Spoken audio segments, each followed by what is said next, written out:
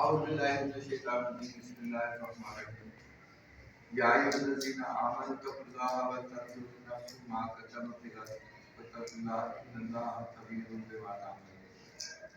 اللہ تعالیٰ اس کے ارشد کے آخری رکوع میں فرماتے ہیں اے ایمان والو یا ایھا الذین آمنوا اتقوا اللہ، اے ایمان والو تقوی اختیار کرو، یہی اللہ سے کرو، اللہ سے ڈرتے ہوئے نیک کام کرو، اللہ سے ڈرتے ہوئے برے کاموں سے بچو۔ وَلْتَنْظُرْ، اور یہ دیکھو، نفس ما قدمت لغد، کہ آپ کی جانوں نے آگے کیا کیا ہے۔ وَاتَّقُوا اللَّهَ، اور اللہ سے ڈرو، إِنَّ اللَّهَ خَبِيرٌ بِمَا تَعْمَلُونَ، بے شک اللہ تعالیٰ ہر چیز سے واقف ہے جو کرتے ہو۔ صدق اللہ العظیم۔ اللہ تعالیٰ نے آج یہ میرا دوست ہے، ٹھیک ہے، یہ میرا بھتیجا بھی ہے، تو آج آپ کو ساتھ کے میں بات کروں۔ یہ میرا بیٹا ہے، ادھر دیکھو تو بیٹے اس کو بھی اگر کوئی بچہ دنیا میں پہلے آتا ہے ضروری نہیں ہے کہ وہ پہلے جائے، کسی کا کوئی پتہ نہیں ہوتا، آنے کا تو ہمیں پتہ چل جاتا ہے، جانے کا نہیں پتہ ہوتا۔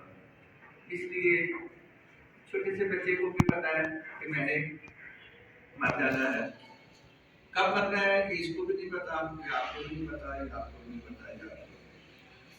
تو ہمیں کچھ دین کے آداب سیکھنے ہیں، ان آداب میں ایک انسانیت کا ادب سیکھنا بھی ہے۔ انسان بڑا عزت والا ہے، وَلَقَدْ كَرَّمْنَا بَنِي آدم، کہ اللہ تعالیٰ نے بنی آدم کو عزت بخشی، اور اتنی عزت بخشی کہ اس کے پیدا ہونے پر بھی، اس کے پیدا کرنے والے اور اس کے جو باعث بنے ہیں اس کی بھی عزت ہے، جو ایک بچہ پیدا ہوتا ہے اس کی ماں کی بھی عزت ہے، اس کے باپ کی بھی عزت ہے، اس کے سب لوگوں کی عزت ہے۔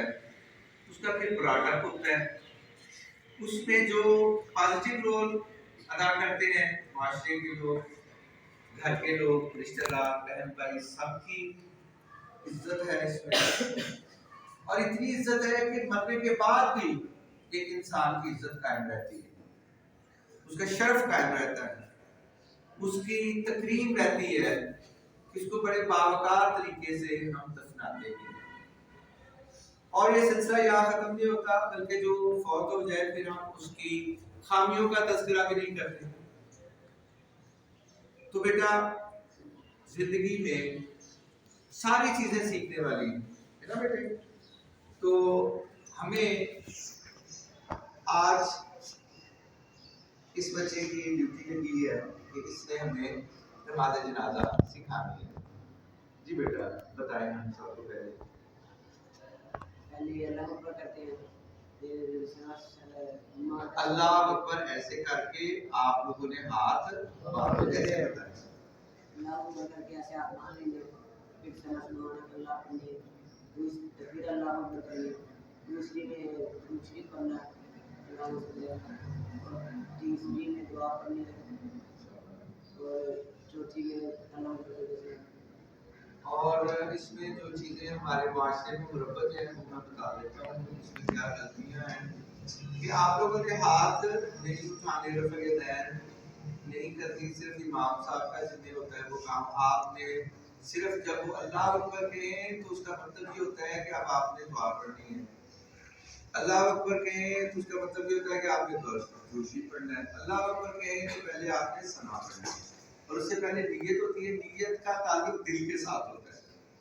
اس کے لیے الفاظ کی ہیر پھیر ہو جائے، جب آپ جنازے کے لیے کھڑے ہیں تو آپ کو پتہ ہے کہ آپ جنازے کے لیے کھڑے ہیں، دین کو تو لانا تھا کہ باقی خیالات آپ کے نہ آئے، جیسے بچے کے خیالات نیچے جا رہے ہیں، ادھر ادھر جا رہے ہیں۔ اچھے اچھے بچوں کے بھی جو ہے جن کے بارے میں میں سمجھتا ہوں کہ بہت اچھے بچے ہیں، وہ بھی جب لیکچر ہو رہا ہوتا ہے آپ کو بتایا جا رہا ہوتا ہے تو آپ لوگ ادھر ادھر دیکھ رہے ہوتے ہیں، بہت نہایت بری بات ہے۔ فوکس کریں، سیدھے کھڑے ہو، فوکس کریں، بات کو سمجھنے کے لیے آپ کا جسٹر بتاتا ہے کہ آپ کتنی غور سے سن رہے ہیں. ایسے ہوتا ہے نا بیٹے. تو بیٹا آپ اللہ کے حضور کھڑے ہوتے ہیں اس وقت. اور کل بھی میں نے بات کی تھی کہ کتنی بے ایمانی کی بات ہے, کتنی نالائکی کی بات ہے کہ آپ کا والد, آپ کا بھائی, یا آپ کا رشتے دار, یا آپ کا دوست فوت ہو جاتا ہے اور آپ شو کر رہے ہیں کہ یہ ہم جنازہ پڑھ رہے ہیں, جنازہ نہیں پڑھ رہے ہوتے. ایسی ہے نا بیٹا کہ آپ جنازہ نہیں پڑھ رہے ہوتے. جب آپ کو آتے نہیں ہے تو آپ لوگوں کو دیکھا دیکھی جیسے لوگوں نے کیا ویسے کر دیں گے, پرفارم کر دیں گے, لیکن اس میں روح تو نہیں ہوگی بے جان. تو آج ہمارا یہ بیٹا کیا نام ملے گا, علی حیدر صاحب آپ کو بتائیں گے کہ نماز جنازہ کیسے پڑھتے ہیں. جی شروع کریں, پورا بتائیں. اللہ اکبر. کیا کہ سنا سنانا کلام کرنی ہے اور پھر اللہ اکبر کرنا, لیکن آپ نہیں کھانا اور دوسری کرنا ہے. اس پر پھر اللہ اکبر کر کے دعا کرنی ہے. چوتھی بار اللہ اکبر کر کے اسلام دے. اچھا اسی بات کو یہ ہو گیا آپ کا ایک ڈیمو ہو گیا. ڈیمو نہیں ہوا, ڈیمو کر کے دیکھنا ہے کہ پھر صحیح سمجھ جائے گا. چلیے آپ ہمیں ڈیمو کر کے ہم ایک سائڈ پر, آپ اس طرح پڑھو گے نہیں, آپ بھی ہمیں سکھاؤ گے کیسے. چلیے شروع کریں. ہاں کوئی بات نہیں بیٹا, چلو آپ نے ڈیمو کر دیا, ہم آپ کو دیکھیں گے. آپ بھی کھڑے ہو جو آپ کو بھی سارا کرنا ہے. چلو چلے چلے جا جائیں. چلے بیٹا کرائے. اللہ اکبر. سبحانك اللهم وبحمدك تبارك اسمك وتعالى لا اله الا انت الله اكبر. اللهم صل على محمد وعلى ال محمد. سبحانك اللهم وبحمدك. ٹھیک چلو. اللهم صل على محمد وعلى ال محمد كما صليت على ابراهيم وعلى ال ابراهيم انك حميد مجيد. اللهم بارك على محمد وعلى ال محمد كما باركت على ابراهيم وعلى ال ابراهيم انك حميد مجيد. الله اكبر. ربنا آتنا في الدنيا حسنة وفي الآخرة حسنة وقنا عذاب النار. الله أكبر. السلام علیکم ورحمۃ اللہ. السلام علیکم ورحمۃ اللہ. شاباش بیٹا, بہت زبردست. اللہ تعالیٰ آپ کو خوش رکھے. آپ کو اس میں بیٹا درود شریف جو اس نے پڑھا اور اس میں جو دعائیں پڑھی وہ آپ زیادہ دعائیں بھی پڑھ سکتے ہیں. ٹھیک ہے, آپ درود شریف لمبا بھی پڑھ سکتے ہیں. جو مروج ہے وہ تو ہے کم از کم مقدار. ٹھیک ہے, تو دعائیں جو ہیں وہ لمبی لمبی پڑھنی چاہیے جو قرآن پاک میں آئی ہیں. دوسری مجھے بڑی خوشی ہوئی ہے کہ آپ سب بچوں نے وہ جو ہمارے ہاں رواج ہے کہ السلام علیکم ورحمۃ اللہ والسلام علیکم ورحمۃ اللہ, یہ نہیں کیا. آپ لوگوں نے بڑے باوقار طریقے سے, بڑے اچھے طریقے سے صحیح پڑھا ہے. مجھے بہت خوشی ہوئی ہے. تو میں تالیاں کی بجائے میں سبحان اللہ کہتا ہوں. آج اللہ کا شکر ہے کہ آج ہم نے ایک نماز جنازہ اس کو سیکھا. بہت شکریہ بیٹا. کلیمنگ کے بغیر گزارا ہو جائے گا یا ہو جائے گا. شاباش. جی بیٹا کسی اور کو بتانا ہے یا بس ٹھیک ہے؟ اوکے بیٹا. کل ہم وطر پڑھنا سیکھیں گے. وطر تو سب کو آتے ہیں, اگر آتے ہیں تو آج ہی کر لیتے ہیں. وطر پڑھنا سب کو آتے ہیں, آتے ہیں. ضرورت ہے اس کی وطر کو پڑھنے کی. چلے میں رینڈملی پوچھ لیتا ہوں کس کو آتا ہے کس کو نہیں آتا. تو آپ سب سے بڑے ہیں, آپ آ جائیں. یہ سب سے بڑے ہیں اس کلاس کے, سب سے بڑے, یہ ہمارے کلاس کے بڑے ہیں. تو یہ آپ کو بتائیں گے کہ جو نماز وطر ہے یہ کب پڑھی جاتی ہے. اور جی بیٹے نہیں, آپ نے نہیں بتانا, یہ پیپر آؤٹ نہ کریں. جی پیچھے ہو جائے تھوڑا سا. جی بتائیں گے سب کو. چلے اور کس کو آتا ہے؟ آپ آ جائیں, آپ بھی پڑھے ہیں اس کلاس میں. ادھر آ جائیں. جی ادھر سامنے جا کر اونچی بات کرنی ہے. عشاء کی نماز کی کتنی رکعت ہوتی ہیں, کیسے پڑھا جاتا ہے, پورا بتائیں گے. ٹھیک ہے, عشاء کی نماز کے پہلی 4 سنتیں ہوتی ہیں لیکن وہ غیر موقدہ ہے. غیر موقدہ اور موقدہ کے بارے میں پتہ ہے آپ کو؟ غیر موقدہ وہ ہوتی ہیں جن سنتوں کو نبی کریم صلی اللہ علیہ وسلم نے کبھی 1-2 دفعہ پڑھا, زیادہ دفعہ نہیں پڑھا. اور ہمیں بھی یہ تعلیم ہے کہ ہم بے شک پڑھیں نہ پڑھیں کوئی اس میں گناہ نہیں ہوگا. پڑھیں گے تو ثواب ہوگا لیکن نہیں پڑھیں گے تو گناہ نہیں ہوگا. تو اس میں ہم نے اس کو جیسے عصر کی 4 سنتیں ہوتی ہیں وہ بھی غیر موقع ہے، اور جو عشاء کی 4 سنتیں ہیں پہلی وہ بھی غیر موقع ہے. تو ان کا اتنی حیثیت ہے کہ یہ پڑھنی ضرور ہے، لیکن اگر آپ نہ پڑھیں گے تو گناہ نہیں ہوگا. یہ موقع اور غیر موقع کا فرق ہے تھوڑا سا. اس کے بعد آ جاتا ہے فرض، وہ سب کا ادا کرنا ہے. فرض کے بعد 2 سنتیں ہوتی ہیں اور پھر 2 نفل ہم پڑھتے ہیں. نفل کے بعد آپ نے 3 وتر پڑھنے ہوتے ہیں، اور یہ 3 وتر پڑھنے کا ٹائم جو ہے وہ عشاء سے لے کے صبح فجر صادق سے پہلے تک ہے. آپ صبح کی اذان ہونے سے پہلے یہ پڑھ سکتے ہیں. اگر آپ کو روٹین ہے آپ کی کہ آپ روز مغرب سے فجر سے پہلے اٹھتے ہیں، آپ کو خطرہ نہیں ہے، تو پھر بہتر یہ ہوتا ہے کہ اس کو فجر سے پہلے پڑھا جائے. یہ 3 وتر جو ہے اس میں آپ 2 نفل اور پڑھ لیں تو آپ کی تہجد ہو جائے گی.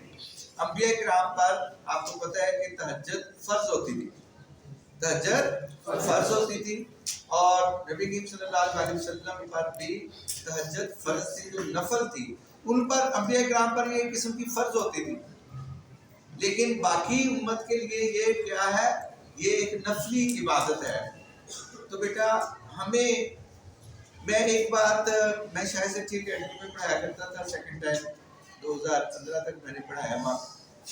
تو وہاں میں ایک بات کیا کرتا تھا کہ نفل بھی نہیں چھوڑنے چاہیے. پہلے ہم نفل چھوڑنا شروع کرتے ہیں، اس کے بعد ہم سنتیں چھوڑنا شروع کرتے ہیں غیر موقع، پھر ہم نفل سنتیں چھوڑ دیتے ہیں، پھر ہم واجبات ترک کر دیتے ہیں، پھر ہم فرض سے بھی جاتے ہیں. اس لیے اپنی نمازوں میں نفل ضرور رکھیں. نفل کا کیا فائدہ ہوتا ہے کہ نفل کا مطلب ہوتا ہے زائد نماز. نفلی نماز کا کیا مطلب ہوتا ہے؟ زائد نماز، کہ جو سنتوں میں اور آپ کے فرائض میں، آپ کے واجبات میں کوئی کمی بیشی رہ گئی ہے تو وہ اس سے پوری ہو جاتی ہے. ٹھیک ہے بیٹا؟ تو آپ لوگ زندگی بھر یہ رویہ رکھیں.